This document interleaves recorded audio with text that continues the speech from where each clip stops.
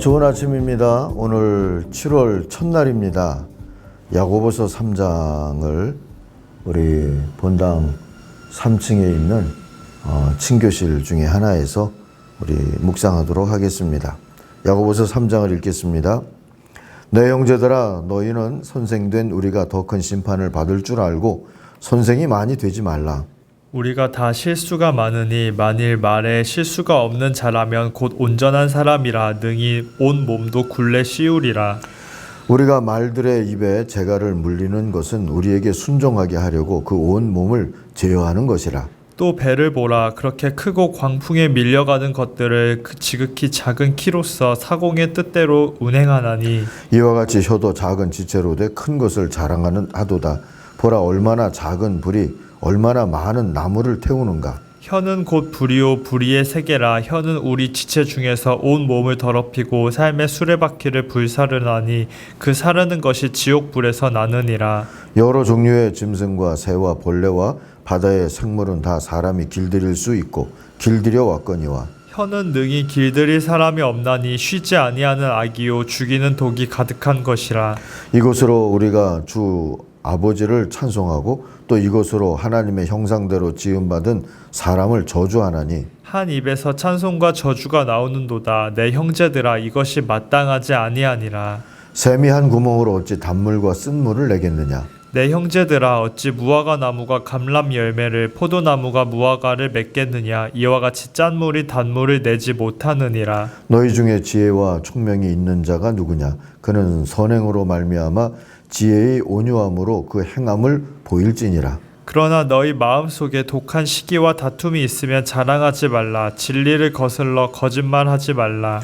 이러한 지혜는 위로부터 내려온 것이 아니요 땅 위의 것이요 정욕의 것이요 귀신의 것이니 시기와 다툼이 있는 곳에는 혼란과 모든 악한 일이 있음이라. 오직 위로부터 난 지혜는 첫째 성결하고 다음에 화평하고 관용하고 양순하며 긍휼과 선한 열매가 가득하고 편견과 거짓이 없나니 화평하게 하는 자들은 화평으로 심어 의의 열매를 거두느니라. 아멘. 오늘 묵상의 제목은 말의 실수를 줄여라, 이렇게 하려고 합니다. 1절을 한번 다시 읽을게요. 나의 형제자매 여러분은 선생이 되려고 하는 사람이 많아서는 안 됩니다. 여러분이 아는 대로 가르치는 사람인 우리가 더 큰 심판을 받을 것입니다. 어찌 보면 이 야고보서를 쓴 야고보는 심판받을 각오를 하고 이렇게 선생 노릇을 하고 있었던 것 아닐까 싶습니다. 야고보서의 저자, 이 야고보는 예수님의 동생으로 알려져 있죠. 그는 많은 이들이 예수의 이름으로 선생 노릇을 하면서 예수와는 다른 가르침으로 사람들을 망치고 있는 것을 안타까워했습니다. 그래서 경고합니다. 선생이란 자들은 혀로 나쁜 짓을 하다가 심판을 받게 될 것을 두렵게 여기고 웬만하면 선생이 되고자 하지 마십시오 하고요. 정확하게는 1절을 공동번역으로 한번 다시 읽을게요. 여러분은 저마다 선생이 되려고 하지 마십시오. 여러분도 알다시피 우리 가르치는 사람들은 더 엄한 심판을 받게 됩니다. 오늘 선생된 자들이 이런 두려움을 좀 가져야 되지 않을까 싶습니다. 특별히 말을 조심해야 한다 하고 깨우쳐 주는 내용이 이 3장의 내용인데, 그 내용을 우리들이 마음으로 듣기 위해서 야고보가 3가지 비유로 전해주는 혀의 위력에 대해서 먼저 살펴보려고 합니다. 첫째는 쓸만한 말은 입에 재갈을 먹여서 다루듯이 사람도 혀를 제어할 때 쓸만해진다 하는 겁니다. 입으로 나오는 말은 뱉지 않고 꿀꺽 삼켜도 배탈 나는 일이 없다 하는 말도 있지 않습니까? 말을 하지 않아서보다 말을 해놓고 후회하는 경우가 사실 훨씬 많습니다. 새치 근육덩어리인 혀에 우리 인생의 무게가 달려있다. 마치 벽에다가 못을 하나 박아놓고 거기 무거운 것을 매달아 놓아도 견디듯이 우리 혀가 우리 인생의 무게를 그렇게 달고 있다, 이렇게 얘기해도 과언이 아니다 하는 얘기입니다. 두 번째, 광풍에 밀려가는 배도 작은 키로 운전할 수 있듯이 삶을 흔드는 위기도 몇 마디 말로 벗어날 수 있다는 그런 소망도 있습니다. 잠언 15장에 그런 얘기가 나오죠. 때로는 이치에 맞는 말 100마디보다 감정을 누그러뜨릴 수 있는 미안하다 하는 한마디가 문제를 해결하기도 하지 않습니까?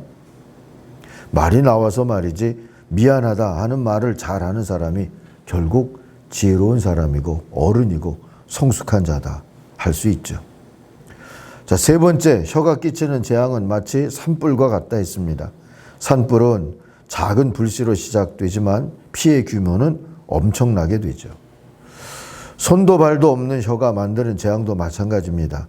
유익이든 유해든 말 한마디의 영향력은 상상을 초월합니다. 혀 끝에 3초가 가슴에 30년이라는 말도 있지 않습니까? 3초만 잘 참으면 30년 상처거리를 만들지 않을 수도 있는데 우리가 이 혀 끝에 3초를 참지 못할 때가 있죠. 어쨌든 혀를 잘 다뤄야 합니다. 혀를 잘 다루지 못해서 나와 남을 해치는 일들이 얼마나 많이 일어나는지 모르죠.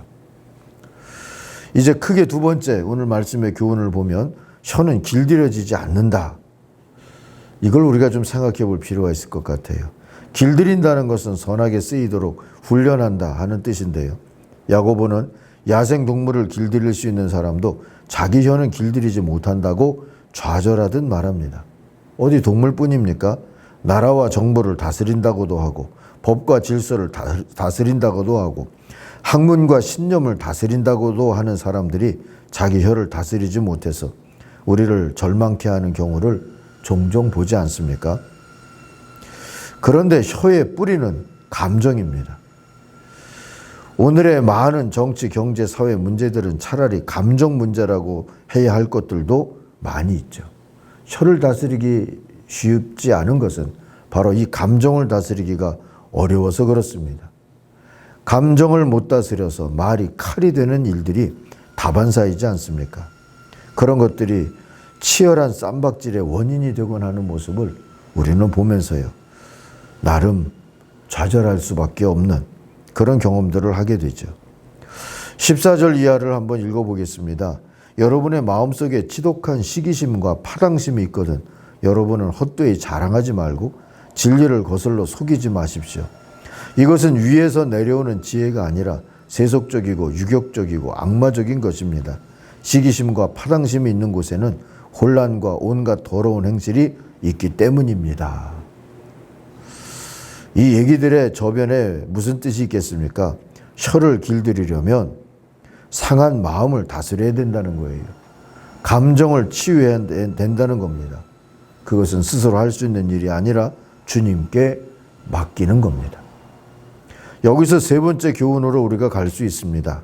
다른 말로 하면 주님께 상한 마음을 맡긴다, 상한 감정을 맡긴다는 것은 회개하는 거죠. 내가 하려고 하지 아니하고 하나님 해주십시오 하는 거예요.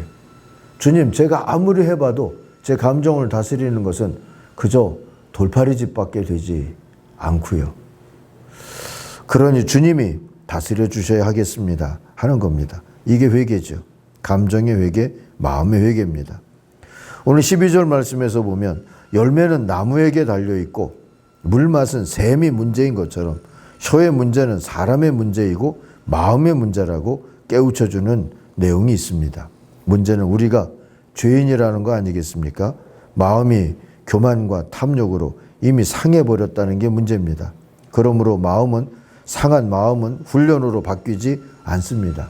주님께로 회개해서 고침의 은혜를 받아야 합니다. 안 그러면 눈으로 보고 귀로 들은 것을 부패한 마음으로 왜곡해서 믿고 왜곡해서 전하면서 살게 되죠. 결국 험담과 가짜 뉴스 같은 것들은 이렇게 해서 퍼져나가는 것 아니겠습니까? 그러므로 마음을 회개해야 합니다. 고침받고 내 마음이 주님의 영으로 다스림을 받을 때 우리의 혀는 비로소 하나님을 찬양하게 될 거고 나의 말은 누군가를 살리는 복음으로 역사할 수도 있을 겁니다.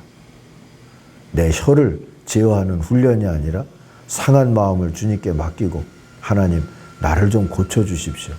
이 못된 죄성을 좀 다스려 주십시오 하면서 오늘도 우리의 말이 칼이 되지 않도록, 그리고 어설피 선생 노릇하지 않도록 우리가 하나님 앞에 겸손하게 좀 오늘은 말을 좀 줄이고 입도 좀 다물고 그렇게 이 새 달 첫날을 좀 시작하면 어떨까 싶습니다.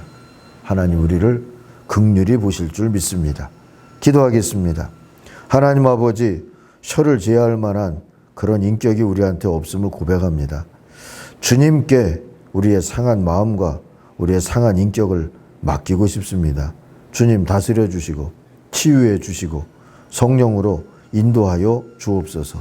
특별히 말로 사는 이들이 있습니다. 우리 기독교인들도 말 잘하는 사람 소리를 들을 때가 많았던 때가 있습니다. 말 잘하는 것이 아니라 마음을 잘 쓰고 또 우리의 삶을 잘 사는 그런 하나님의 교회와 성도들이 되게 하여 주옵소서. 예수님의 이름으로 기도하옵나이다. 아멘. 하늘에 계신 우리 아버지, 아버지의 이름을 거룩하게 하시며 아버지의 나라가 오게 하시며 아버지의 뜻이 하늘에서와 같이 땅에서도 이루어지게 하소서. 오늘 우리에게 일용할 양식을 주시고 우리가 우리에게 잘못한 사람을 용서하여 준 것 같이 우리 죄를 용서하여 주시고 우리를 시험에 빠지지 않게 하시고 악에서 구하소서. 나라와 권능과 영광이 영원히 아버지의 것입니다. 아멘. 같이 기도하겠습니다.